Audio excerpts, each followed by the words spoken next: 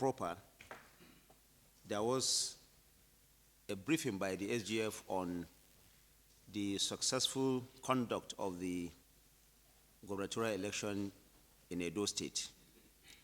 Council has noted the peaceful conduct of that election, and Council, headed by Mr. President, is also thanking all Nigerians, particularly the citizens of Edo State for their orderly conduct largely,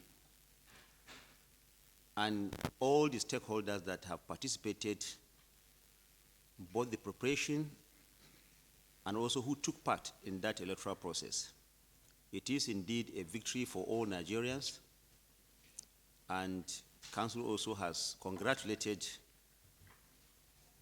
the winner of that election. Second, there was a minute silence observed in honor of one of the former member of the Federal Executive Council, Mrs. Salome Naomi Jankada, who died on the 27th of August. Recall that Mrs. Salami was a member of the Federal Executive Council as Minister of Women Affairs during the time of President Olusegun Obasanjo. Now, after that, of course, the proper meeting commenced. And the first agenda on that is the situation in Borno State. Recall that the president cut back his trip from overseas to come back to address this matter of urgent national importance. But beyond that, he also undertook a trip to Borno State, in addition to the series of high-level government representation that has gone to that city. Members of FEC stood all through with people of Borno State, and we do hope that even as these disasters are bound to happen from time to time, care has been taken to look at issues that could mitigate the occurrence of those in the future. And the Honorable Minister of Water Resources will give a detailed account on not just of what has happened in Borno State, but also about the after effect of the flooding itself. In other words, what happens the day after the water recedes finally. Let me invite at this point the Honorable Minister of Water Resources to give further insight into what FEC deliberated as regards the issue of the flooding in Borno State. The Honorable Minister. Council has approved a number of changes in our policies to strengthen our national values system. The chief of which is that the National Citizens Values Brigade has been approved to be established in all primary and secondary schools, as you have heard from the Honorable Minister of Education. Of course, this will raise model citizens among Nigerians. We have noted, Council has noted the gradual erosion of our values, especially among the younger ones, and this is giving rise to the kind of misbehavior and attitude that we see that is out of tune with our tradition and our norms and our upbringing. So Council has noted that there is the need for strengthening and going back to these core values that Nigeria is known for over time, for which we know that there has been some kind of decline. So today, Council said, first, the National Citizens Values Brigade will be established, not just in primary schools, in secondary schools across this country. Now, this will also help to create the ambassadors of Nigerian values that this country seeks to have.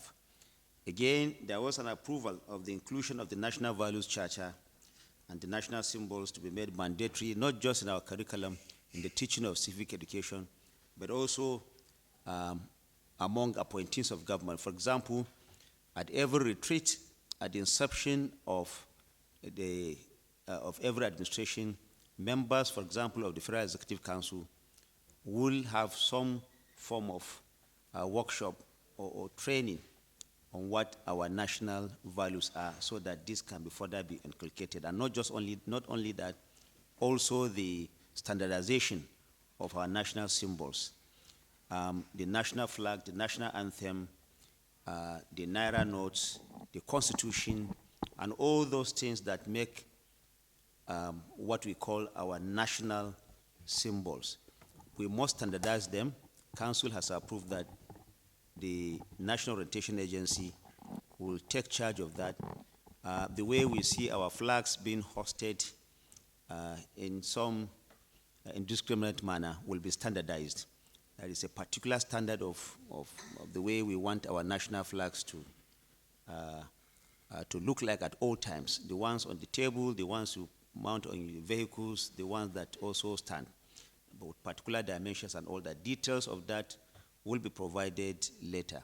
But it is important to mention that in addition to the infrastructural revamp that this administration is paying a lot of attention to, there's also the need for us to have a value reorientation amongst all Nigerians. And this, of course, the administration is paying a lot of attention to, and emphasis is going to be put there. The objective is that the decline that we have seen in our value system, we hope that we will reclaim those, and this, again, will help in moving this direction on the part of sustainable progress and development that all of us collectively so desire. So the Council has said that a lot of these activities that have been put in place, details of which we will provide to you, members of the press. It's difficult to now go into those details now. Now, having said that, there is also, for emphasis, that the Council has directed that a technical committee for the review of all dams in Nigeria be set up. That has been approved by Council. It's a technical committee to review all dams in Nigeria as a result of what we have seen in Borno, and also the kind of activities we are seeing around our various dams scattered around the country. The committee has now been set up so that we focus on that and mitigate the possibility of the kind of disasters that we have seen in recent time. And the committee will have, of course, the Honorable Minister of Water Resources and Sanitation as chair, Honorable Minister of Finance, Honorable Minister of Works, Minister of Housing and Urban Development, Budget and Economic Planning, of the National Office of the National Security Advisor, and of course the Ministry of Information, to provide you with the necessary information that you require from time to time. And just an addition to what the Honorable Minister of Finance and Economic Planning has also put out, the Disaster Relief Fund that Council has approved to take off today will have, of course, it will have other members from the private sector as well. The Minister of FCT will be there, the Minister of Finance and the Coordinating Minister of the Economy, the Honorable Minister of Budget, and other relevant ministries. We'll give you details of that also as we move on. Of course, the Ministry of Information will also be there to continue to give you the necessary information that you require. Now, in view of the fact that today, as you'll agree with me, we've had a very bumper edition, a lot of things to report on. I will crave your indulgence as I open the floor for questions to please. I know hands are already flying up because a lot of things to talk about, but please, let's limit the questions and then wait until we get detailed releases on many of these components by the various ministers, as has been discussed, so that you don't waste a lot of time today taking these questions. Thank you very much. Yes, let me begin with Musbau Dan Wahab. Joseph Utsef, brief council on the flood situation in Nigeria, with particular emphasis on the Maiduguri flooding. And we can recall that on the 10th of September 2024, there was a heavy downpour which resulted to flooding in the country, and in particular, the Maiduguri flooding.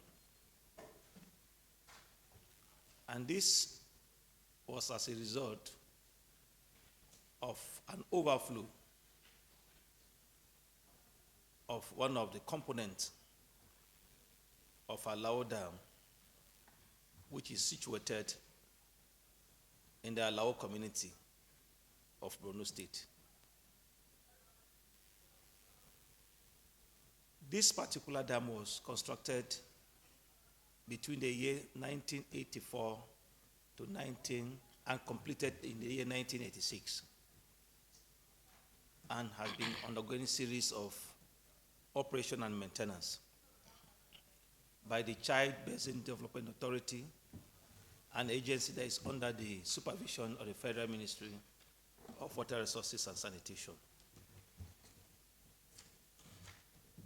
So in 2022, there was a problem with one of the dikes that forms part of the component of the dam. And the ministry now wrote to the chairman, Senate Committee on Water Resources and House Committee on Water Resources, and that of House Committee on Appropriation for intervention, as it was lacking adequate funding in the year 2022. And he also wrote to the government of Borno State to also intervene in the rehabilitation of this particular dam. And the Borno State government accepted and now also invited the Northeast Development Commission to come in, which they graciously accepted and wrote to the ministry, and the ministry gave them a go-ahead. And that process is ongoing. This dam was actually constructed for the purpose, about 38 years ago, for the purpose of water supply, irrigation, and flood control. So when this happened, the ministry, among other high delegations that went there, I led the delegation of the Ministry of Water Resources to that place, and we examined what is on ground. And we are now going to reassess the true integrity of that dam to come up with a detailed design so that an overhaul of that particular dam will be reconstructed for its expansion. Also, the managers of Lado Dam in Cameroon, which we normally discuss with them on a yearly basis, made us to understand that the Lado Dam has to be open, and there was that agreement. And we agreed that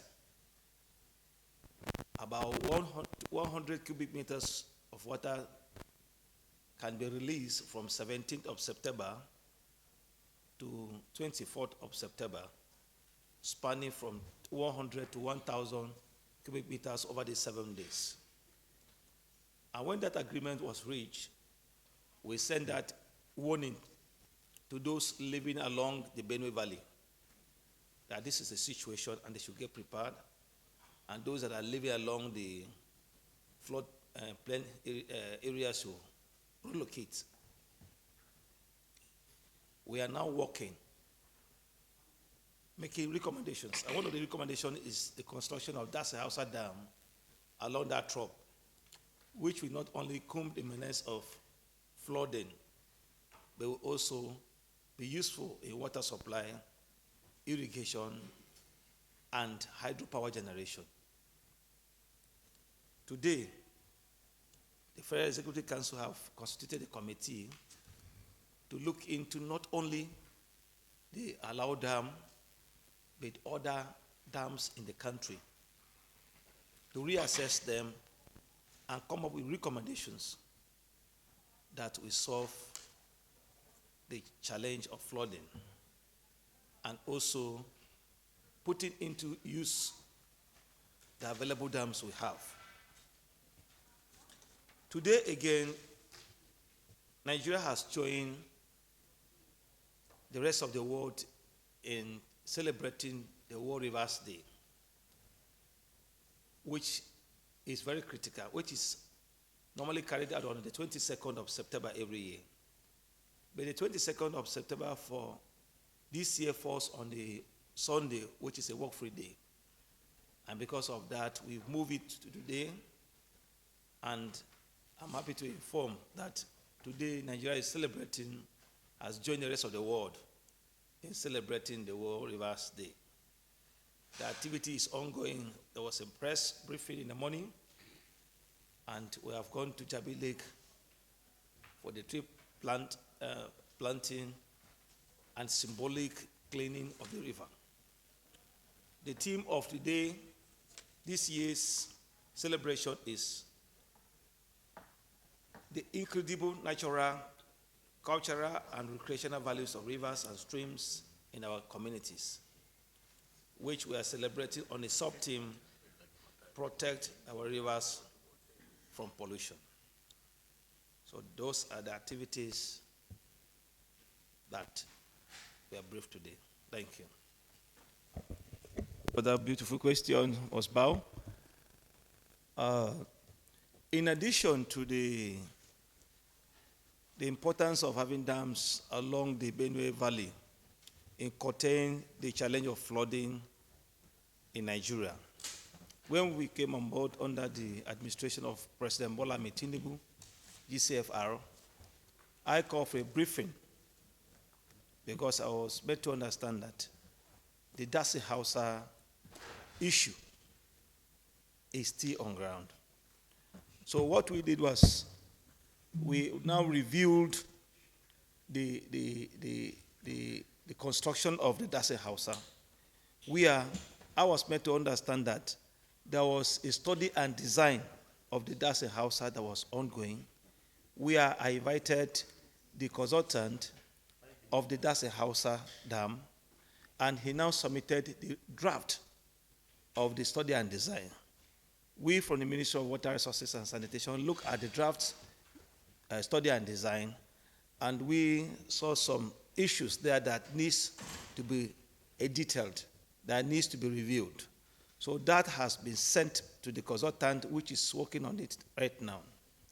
And with the constitution of this technical committee for the review of dams in Nigeria, I think this is going to hasten the process and finally give us a direction in putting an end to this study and design process and coming up with the full design that will be ready for the implementation for the construction of the Dasi Hausa Dam. The Dasi Hausa Dam is actually going to be a very big dam because it's actually planned for both hydropower generation, water supply, irrigation, and flood control, which is going to curtail that water that is coming from the Lado Dam. So all the processes are on, and with this constitution, we believe that it's going to solve that and solve it permanently. Thank you. As always, one or two policies were approved in relation to education in today's FEC. The first of which was approval for some infrastructure for some institutions in the sector. University of Ibadan, which was established since 1948, is having its first Senate building, and which is meant to accommodate, tens of offices and principal management of the university. And then you may recall of recent, NECO had released the results of examinations it ran of recent for millions of Nigerians. And the council today approved the process and the cost associated with that. And then lastly, through a memo which came through my colleague information, something important which touches on education also came up. He will elaborate on it, but I'll just mention the part which connects with what we are doing. Members of the press will appreciate that there's a general concern about behavior and conduct of our young ones in the country and our social values. And you know, probably as a fact also that civic education is a compulsory subject in the secondary schools.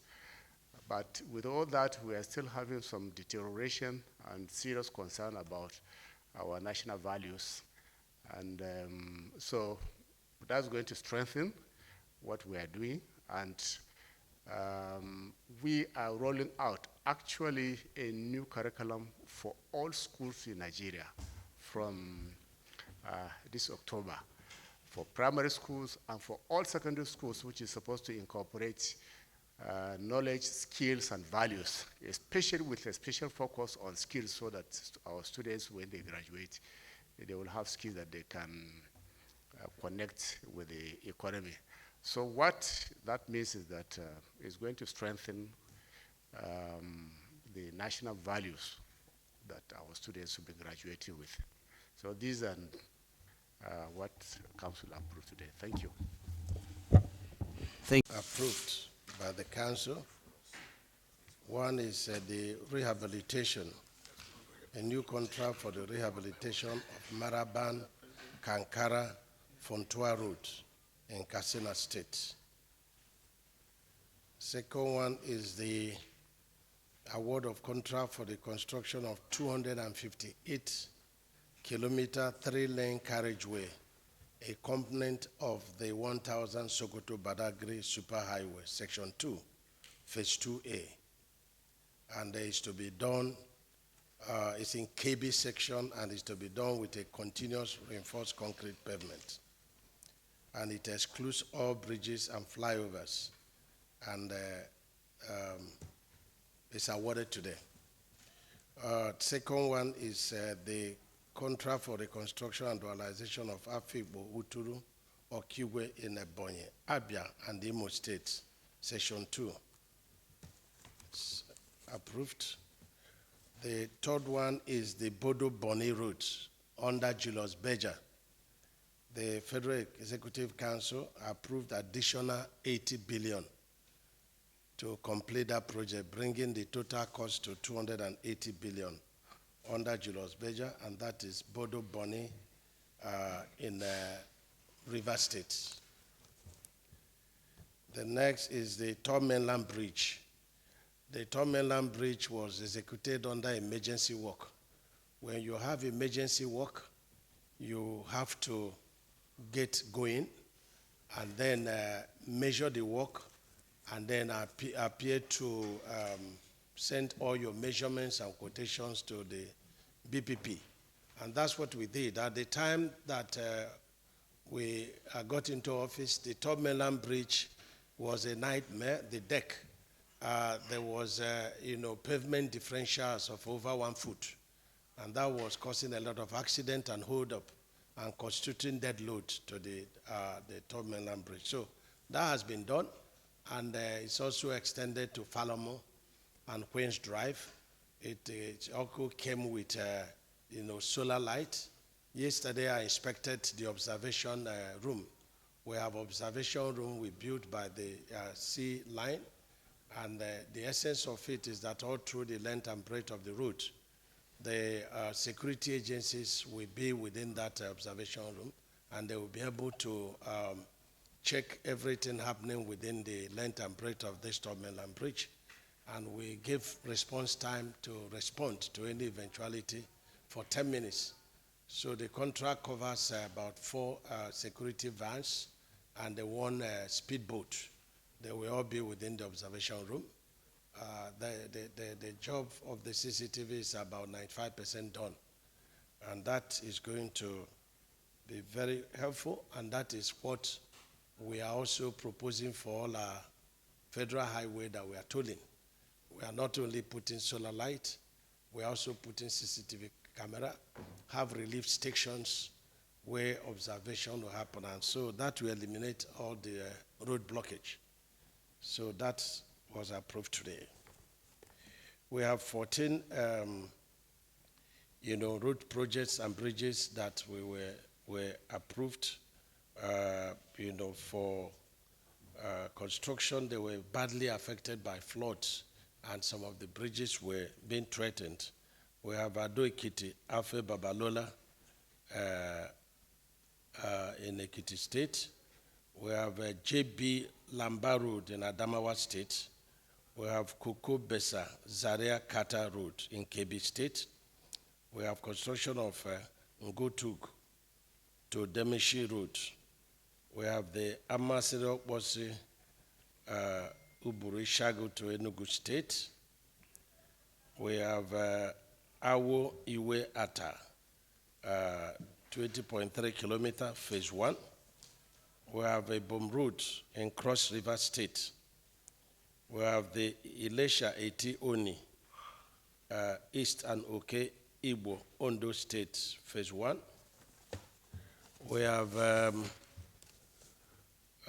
construction of Ilesha Eti Oni, Okigbo, Ondo State, section 2. We have that's section 1. We have Eti Oni Road on Atakumosa, East Osun State. We have Lafia Shandam Road in Plateau State. We have a section of Abakaliki Afibo Road, section 1. We have dualization of Bodo Ken Kiti Kuroma Road in River State. And we have the dualization of Afibo Uturu Okiwe Road in Ebonyi, Abia, and the Imo State. These 14 roads were awarded, and you have a contract for the repair and rehabilitation of Gamburu Bridge along Gamburu Ngala Kala Bade Road in Borno State. We have approval of 2 number contracts of routes.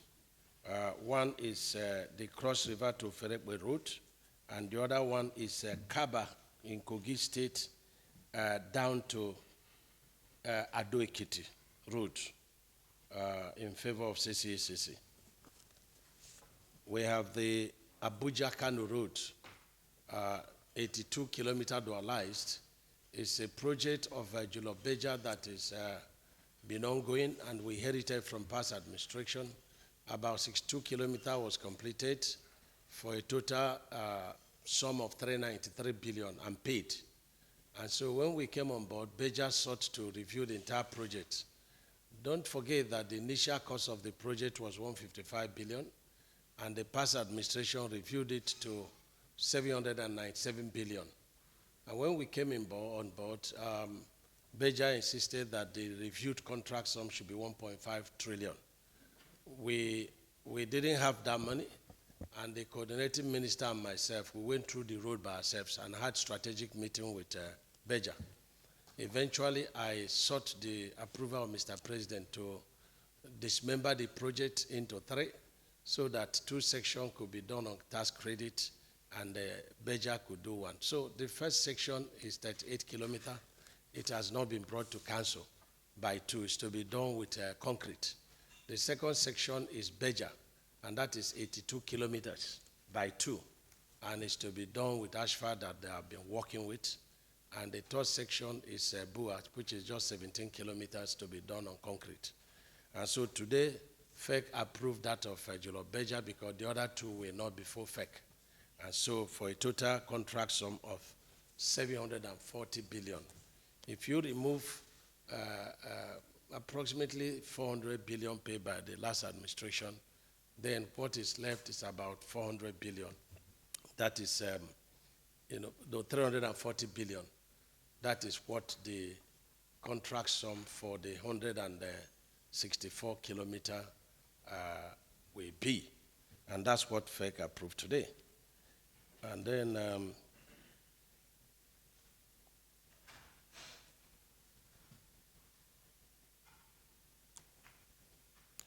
FEC also approved rehabilitation of Abuja. Yeah, that is the one that I've just read. Then FEC noted the meeting that the National Council of Engineering had in Ebonyi State. And the terms of reference of the council was to formulate, policy and implementation, institutional strengthening, adoption of continuously reinforced concrete pavement for our roads, integrated financing and alternative funding for roads and bridges. So a number of approvals were made by the council based on the edict establishing them, and FEC were invited to note, such approval as made by council. And lastly, or second to the last, is a noting of the construction of Bama to Banki Road in Borno State. It's just that the elements of the road changed, but the contract sum did not change. So we needed to inform FEC. Then lastly is the Lekki Deep Sea Port. I hope I've mentioned the Lekki Deep Sea Port, the service lane, were approved today by FEC for construction because the congestion is already building up there.